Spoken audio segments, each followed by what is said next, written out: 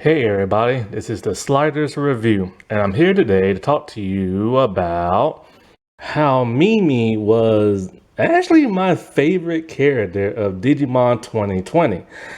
And I can't even believe that's coming out my mouth because it's Mimi of all people.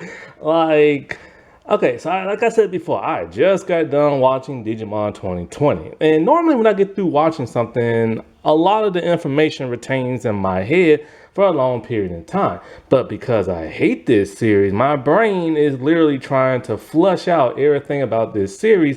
So I'm starting to forget some things.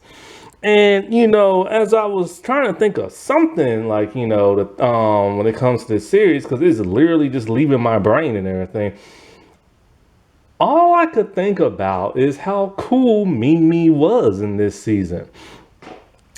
And I'm just baffled I said that because, like I said before, it's Mimi and stuff. So I grew up with the original Digimon, right? And in every Digimon series you watch, you always have your favorite Digimon and your favorite Digidestin. And so in the original '01, my favorite was probably Ty, but second to that of Izzy, because Izzy's really smart. But Ty was just like cool, he was fearless, his Digimon was really cool, stuff like that. And my favorite Digimon from '01 was actually Patamon. But like when it came to the original, I liked the other characters, but in different rankings and stuff. I always hated TK when he was younger, so I never liked him. And Mimi just always got on my nerves and stuff. And the reason for that is because the original Mimi was very selfish, snobbish, and stuck up. She had her character development, yes, but when she started off in the series and everything, she was just as rude and annoying and just snobbish, like the little rich person who you just can't stand in a television series. That was her. And like not only that, but she didn't even treat her Digimon all that nice. Like I remember that, like it was something about telling Patamon like you're not that fashionable or something like that. And it just really got on my nerves, like how badly she would treat her and how badly she would treat like the other one. And not only that, but she was like an extreme coward and everything. And so like, but not as big as Joe, but she was close to being a big coward like him. And I do like her original voice actress, but after hearing that voice and her snobbish personality, that got on your nerves and stuff. But then, like I said before, she did evolve after a while. When they went back to like the real world and everything, like, after she got her crest, which really shocked and surprised the crap out of me because hers was sincerity, and she's not a real sincere kind of person. But even when she was back in the real world, she was still just being that snobbish person. And we saw exactly how she got to be that way. Her parents are very snobbish and stuff, especially her mom. And so, like, it really didn't focus that much on her when she was in the real world, except for that one story arc when they was at like the mall and everybody went to sleep and her crest intact saved her life. And Patamon finally got the Digivolve and stuff, or Togemon got the Digivolve and stuff like that. And plus, when it came to her Digimon, like I like Patamon. I never liked Togemon. Togemon always felt like Rosie O'Donnell to me. but My dad, I'm still getting over my cold. But I did like Lilymon and stuff. But Lilymon was so tiny, she wasn't all that powerful. But I did like how she tried to go up against my oldest mom, I believe his name is, and of course she got her butt kicked and everything.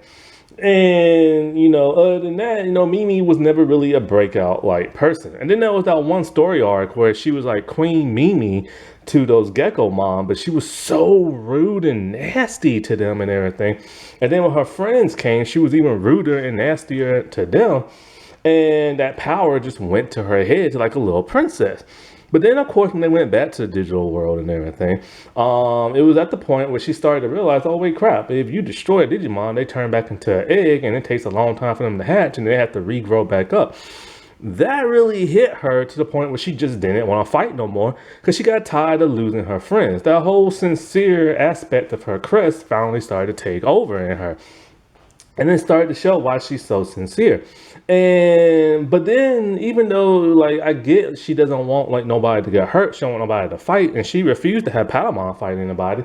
I understand all that, but then it still was kind of selfish because it's like, yo, if y'all don't defeat the big bad, then a whole lot worse bad stuff's gonna happen, and a whole lot of people are actually gonna die and not just turning back into eggs and stuff. And so it still made her a selfish person, but at least she had a good reason, but she was still selfish nevertheless.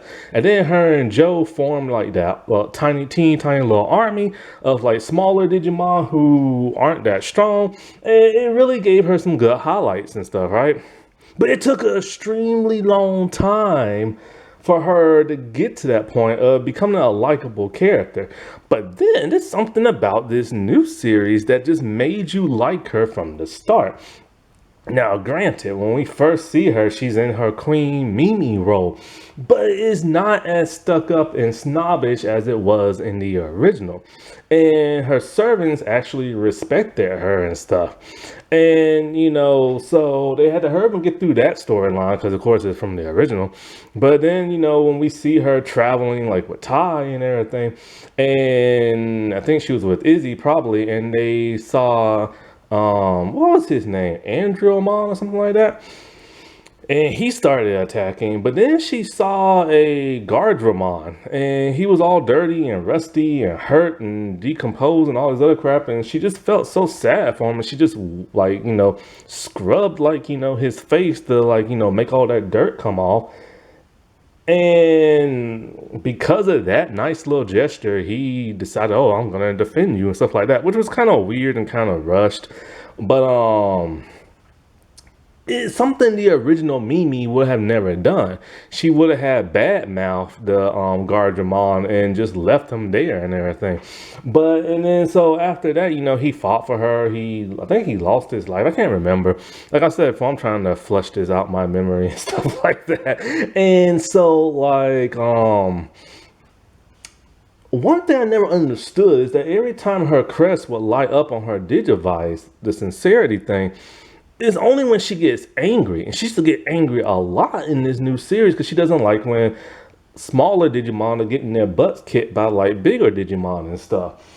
And so they still retained her personality traits of her being rich and a little snobbish, but it's not as terrible as it was in the past. It's more relatable to that of a little kid than it's that of just a rich cartoon character.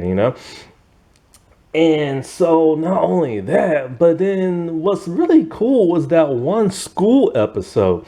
And that school episode is like, I was expecting her to whine and complain the entire time, but she was actually learning and, she was actually willing to learn. But she couldn't understand why she couldn't beat that teacher lady because the teacher lady was like a mega, and she didn't understand why the lady was being so mean to her and pushing her to her limits. But that was one of the better episodes of the entire season because Mimi was not gonna allow this mega Digimon to bully that entire school and everybody else, and and all that other crap. Like she legit like stood up to him, and then of course Ty showed up because he had to show up because he's just Ty. And not only that, but she was actually doing really good in the school and everything, her and Patamon. I think one did better than the other. I can't remember which one and stuff. But the fact that she was willing to give it a try and not only become a better Digidestin, her Digimon become a better Digimon, that was something the original Mimi just would have never done.